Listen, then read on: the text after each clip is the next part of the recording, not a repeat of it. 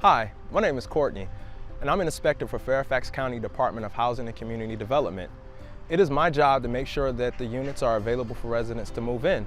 Let me show you how inspections get done. Any typical move-in inspection can have up to 100 items to inspect. It can also take up to an hour's time.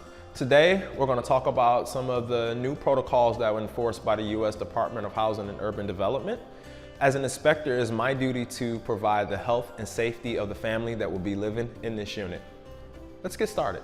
Carbon monoxide smoke detectors are required in each livable space, such as living rooms, hallways, and bedrooms. As an inspector, it's my job to make sure that they're working properly. When we test the carbon monoxide smoke detector, we press the button to make sure that it's working. In the bathroom, the call for aid system, we check to make sure the system is in good working order. We also check on toilets, bathtubs, showers, and waterworks. In the bedroom, we make sure the egress is clear for fire escapes and no obstructed rescue opening. Electrical outlets, we check to make sure that there is no damaged outlet or switch, no exposed electrical conduct, and also that each room has 2 working outlets. In the HVAC closet, no combustible items within 3 feet of the HVAC unit. Space and kerosene heaters are prohibited, and then making sure everything is working properly.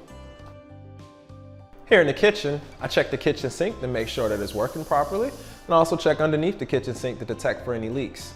Here also in the kitchen, I check all of the appliances to make sure that they're working properly. For the clothes dryers, I make sure that the exhaust ventilation has good airflow, and also that the transitional duct is made of suitable material. I check the electrical service panel to make sure that it's working properly. With fire extinguishers, I make sure that they're present, not damaged, properly charged, and the service tag is correct. I also check for no evidence of infestations, no leaks, no presence of mold, making sure that the unit is clean and that there are no tripping hazards. For the exterior of the building, I check the potholes, structure, site drainage, roof, exit, and also the proper signage. Thank you for joining us on our inspection today. For more information, please visit our website.